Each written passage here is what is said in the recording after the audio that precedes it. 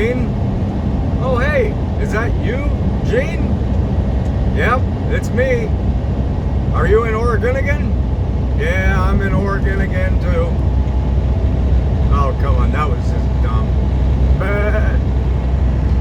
Really bad. Oh, shoot, that's not a river. Well, I just went over a river. And through some woods.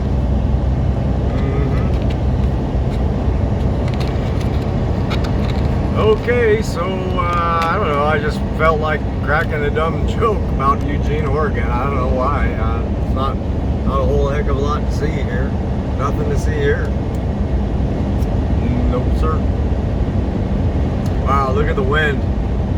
Look at that flag way up there. Watch. I'm coming into some windy, some gusty stuff here in a second. That flag is blowing. And that's a big one, too. That's a big old flag. So, yep.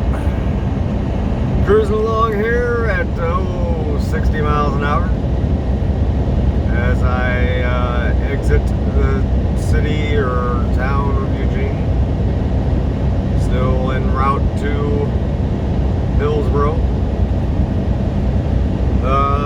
Yep, nothing too eventful going on. Just been jamming through them hills.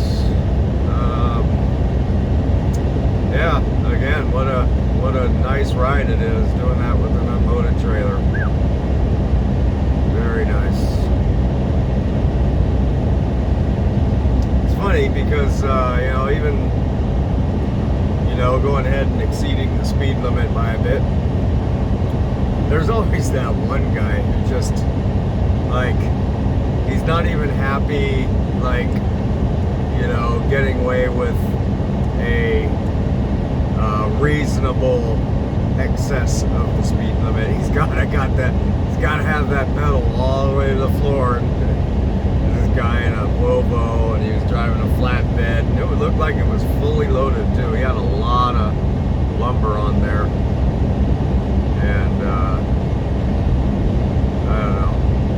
He was ripping just past everybody, changing in and out of the slow and fast lane. Then, then when it came to a hill, he's there in the fast lane, getting, slowing down.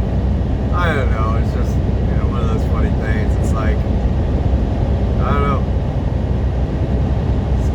It's just weird to me, when you're already getting away with a good reasonable excessive speed. You gotta push it. I'm surprised. I guess what I'm getting at is I'm surprised I haven't seen him pulled off on the side of the road yet with a trooper behind him. Last night, when I was doing kind of the same thing, but I had a really light load, and it was late at night, and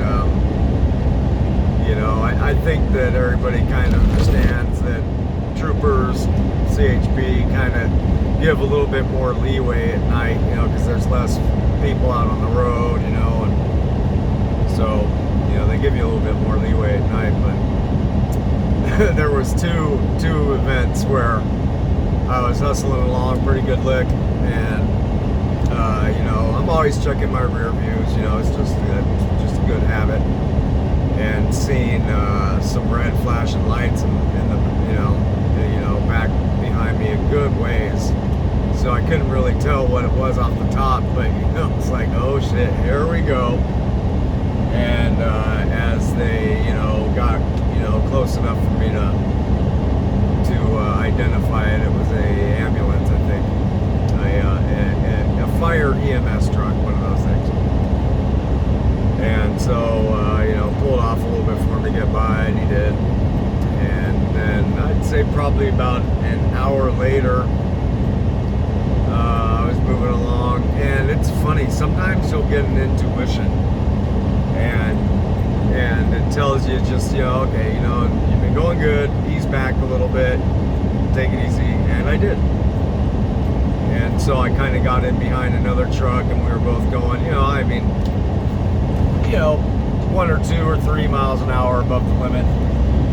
And I just had that intuition, okay, it's just time to take it easy. So, like I said, I got in behind another truck. We were just cruising. Sure enough, man, here came a freaking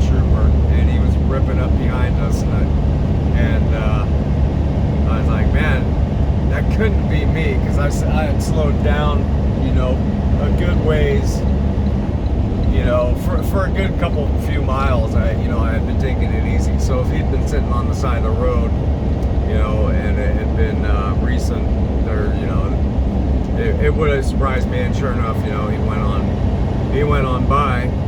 And actually, so that was actually, now I think about it, that was as I was approaching Medford, actually.